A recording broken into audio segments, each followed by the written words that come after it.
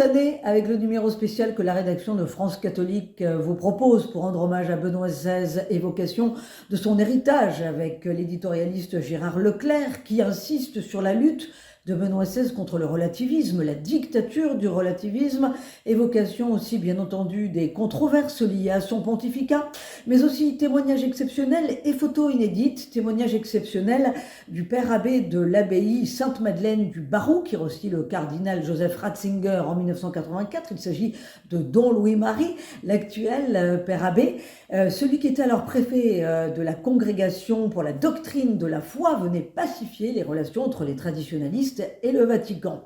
France Catholique vous propose également de découvrir les témoignages de jeunes prêtres de la génération Benoît XVI. Il ne brillait pas, il éclairait, disent-ils. Et puis, reportage en Bavière, terre natale de Joseph Ratzinger, pour comprendre la grande sensibilité de ce pape allemand. Bonne semaine et bonne lecture avec France Catholique. Bonjour, bien sûr, Famille Chrétienne consacre ce premier numéro de l'année à l'éminente figure de Benoît XVI. Il est question des dernières heures du pape émérite, de la foule des fidèles qui lui a rendu hommage avant ses obsèques à Rome. Puis nous revenons sur près de 8 années d'un pontificat marqué par la cohérence, l'humilité, la recherche de la vérité, ponctué aussi de gestes inédits et de plusieurs crises. Notre dossier évoque aussi le parcours de théologien de Joseph Ratzinger, sa vive inquiétude pour l'Europe ou encore son attachement pour la France, son amour pour la liturgie, son rapport aux jeunes. Il est question enfin de sa cohabitation singulière avec le pape François durant les 10 dernières années de sa vie, alors qu'il était retiré au monastère Mater Ecclesiae dans les jardins du Vatican. Voilà ce numéro exceptionnel sur Benoît XVI. Il est exceptionnellement, justement, téléchargeable sur famillechrétienne.fr. Bonjour à tous. Permettez-moi tout d'abord de vous souhaiter une très bonne année 2023 au nom de l'ensemble de la rédaction de La Vie. Notre magazine consacre évidemment cette semaine un dossier exceptionnel à Benoît XVI, qui retrace à la fois sa vie depuis sa jeunesse jusqu'à ses dernières années de pape émérite. Je suis en pèlerinage vers la maison, écrivait en 2018 celui qui avait renoncé à son ministère pontifical 5 ans plus tôt.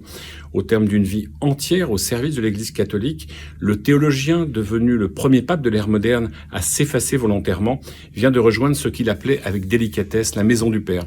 C'est pourquoi nous reprenons dans ces pages exceptionnelles la vie et l'œuvre de ce pape qui a été au service de la vérité dans l'Église et dans le dialogue entre foi et raison.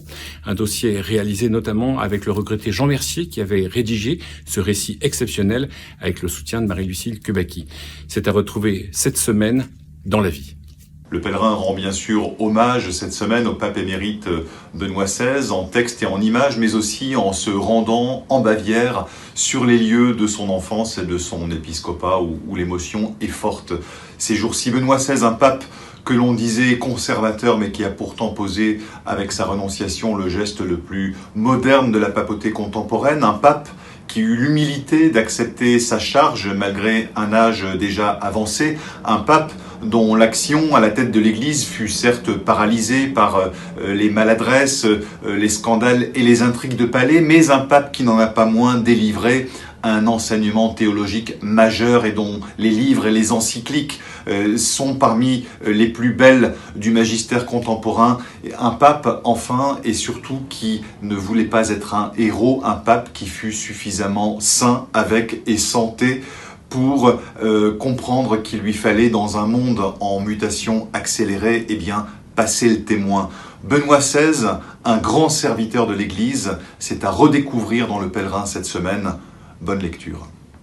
Bonjour, en ce début d'année 2023, évidemment, au nom de toute l'équipe de Réforme, je vous souhaite une très belle année à la hauteur de vos espérances.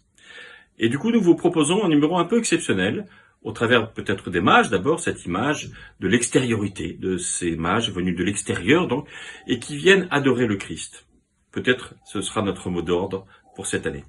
Et puis toute une réflexion sur le travail, au travers de la réforme des retraites, bien sûr, au travers de la réforme de l'assurance chômage, mais aussi au travers d'une série que nous vous proposons sur le sens du travail.